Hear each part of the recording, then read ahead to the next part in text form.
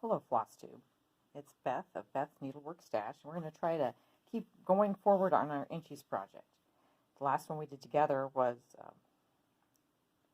don't remember, D4. And then I said we would work on some of these by ourselves. So this is the D5, which I didn't think you'd have any problems with. It's just the staggered Scotch stitch. The only thing I would suggest is I worked the Scotch stitch and then filled it in with the tent. And that was the easiest way for me. Then we move on and did the mosaic, which is E1. Again, I did it by row. I went around and did the mosaic stitch on the outside and then did the little tent stitch that went there. And then I followed her directions for E2, which was, you're doing this kind of mosaic and Scotch stitch. So I think I put the pink in, and then I filled in with the purple. But I think I did all the pink on mine. So all the neon rays first, and went back and added the floss. The next one is E3, and it's all stitched with the watercolors. Now I'm not happy with how mine turned out now that I'm looking at it. I like this, but then see how these two colors blend in together? In fact, you can barely, let's see if I can move you forward. Okay, so see how it blends in? I am not happy with how that looks. So you might want to be a little more careful with yours. I'm obviously leaving mine in. So let's look at my red, white, and blue. Let me scooch it. Okay, so I just did, again, I think this looks like a pearl cotton and some sort of white pearl cotton in there, a little smaller. It worked. Oh, I know what this is. This was an overdyed I had. That was blue. I did, let's get this in the screen. This was in a red floss, and then I used a shiny red in between. On this one I used the neon rays I had, and then a lighter blue.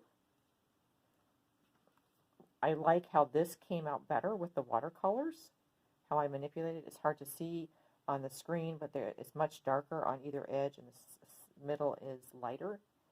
And then next we're going to work on E4, which she calls the dimpled alternating Scotch stitch, which I want you to see that. See, doesn't that look cute? It has these little like dimples in them. You can't see it on the really dark floss, but maybe you can. Can you see that? Anyway. And then we're going to do a quick look at this one, which is the Pavilion Diamonds. And I'll try to remember to look up. I'm sure there's a graph in the needlepoint book I suggested you get. But if you look, she has you do this all in one color, and that's the Petite Frosty Rays. But if you notice, I used it looks like some sort of neon rays, and then probably a Krynic flat braid. And if you see it, now you can see the difference in the threads. But it looks really cool in person using those just two different shades of a red, and I think that came out really nice. Now hopefully I won't jiggle my camera because I have it set up funky. That's all right. Hopefully I edited some of that out so you're not dizzy. I am using whatever thread she recommended. I think it's the Vineyard Silk. And I'm just looking to see why I ended that there. Maybe I think I was going to go up. Okay, so I put my first stitch in, as you can see, and then you're going to count over. So you can pretend this is in the corner. It's the same color. I probably, this just doesn't look like I'm in the right spot at all. What was I thinking? Let's take this out and try again, because I think I just pulled it forward. So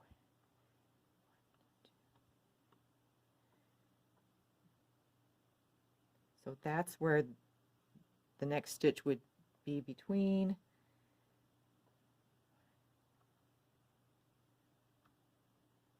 Oh, I bet I know why. And so I would cover this thread. What was I thinking? Obviously not thinking. 1, 2, 3, 4. And it's because I put the away waist knot in the wrong place. So can you see I started here and did my waist knot. I probably thought, oh, I'll do the next color and go this way. But I think I'm just going to show you the stitch using this pink and not bother with using the Splendor, which is the other color to use on this one. So let's make sure I'm in the right spot. Yes, okay. So if you follow her graph, this is really simple stitch. But like I showed you on my finished, it has a very nice effect. And when I did it originally, I use, I'm trying to find it on my graph. I used floss for both colors. So I think that makes this very versatile. Now, did I do the wrong thing? Here I am talking to you and not paying attention to my stitching. Do as I say, not as I do. All right, I just pulled that up. So this is where you, okay, so you did your first 3 stitches. You're going to come up in the middle. So that was 3. So this is stitch 4. And then this is stitch 5. And it makes that little dimple in the middle.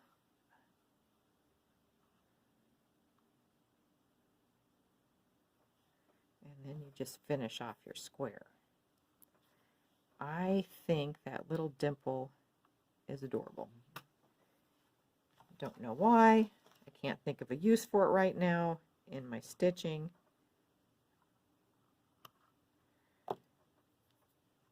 But I do like it. And so there's that. Now, what I'll probably do is 1, 2, 3, 4. And so this will be my next, and I'm going to go down. And because I'm going down, the stitches will go the opposite way. 2,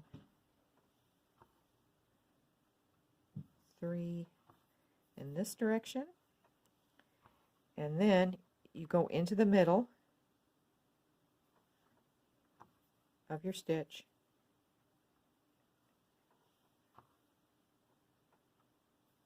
and make the little dimple.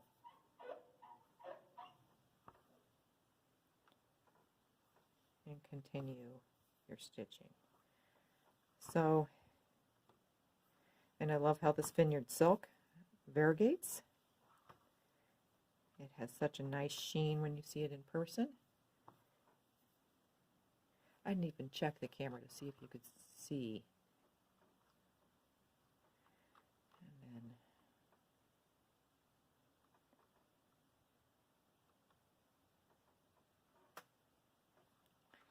all right, so that's where my next stitch will go into. Now I'm going to scoot you over. Actually, I'm going to stop the video and start a new one. So if you have questions on this dimple stitch, send me an email, leave a comment. I will gladly redo it or try to answer your questions as best I can, but I really don't think it's that difficult. And I'll see you in the next video.